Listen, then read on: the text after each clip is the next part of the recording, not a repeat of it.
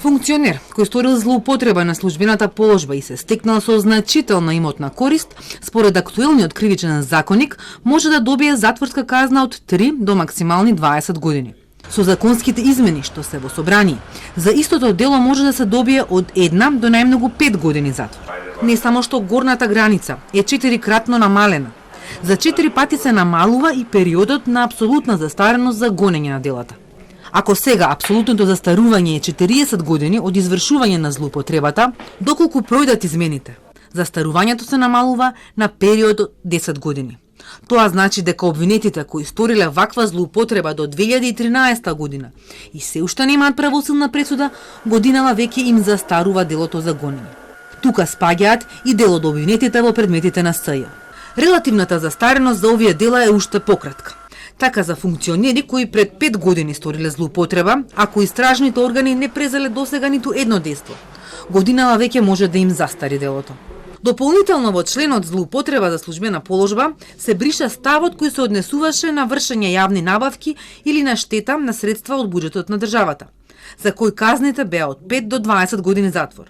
Иако во образложението на предлог законот се вели дека се врши усогласување со европските директиви, во ниту еден од пропратните документи нема конкретна регулатива или друг европски акт со кој може да се поврзат измените на овие членови за злоупотреба на службената положба и злосторничко здружување, што не е случај со останатите измени што се предлагаат во кривичниот законник.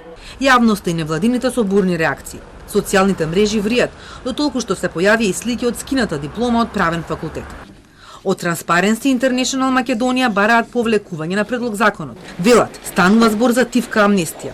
Предложените измени се спротивни на заложбата за безусловна борба против корупцијата и за засилени санкции против лицата кои се обвинети или осудени за коруптивни дела.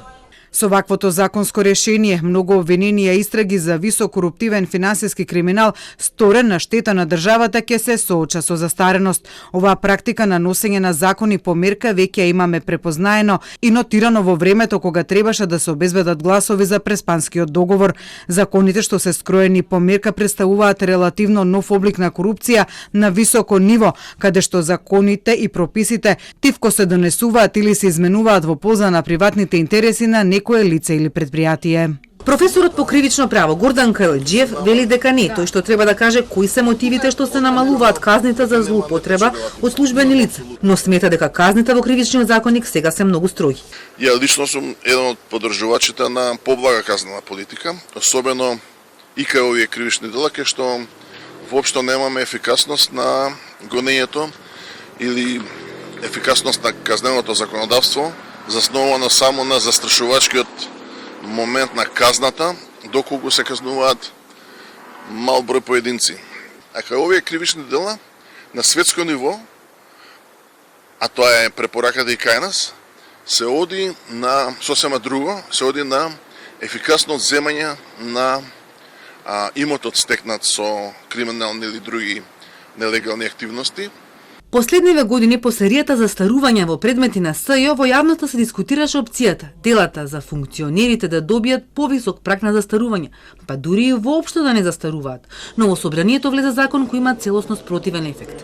Кајлџиев вели дека за функционерите треба да имаат диференциран пристап во застарувањето на делата.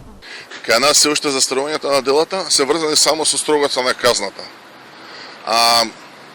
Тоа гледаме дека дури и такви со строги казни успеваат да застарат, така што подобар е пристапот да се паралелно со измените да се диференцира дека за определена категорија кои што на лица кои што се ризични од аспект на корупција да се регулира застарувањето поинаку од тие генерални правила кои што само зависат од казната.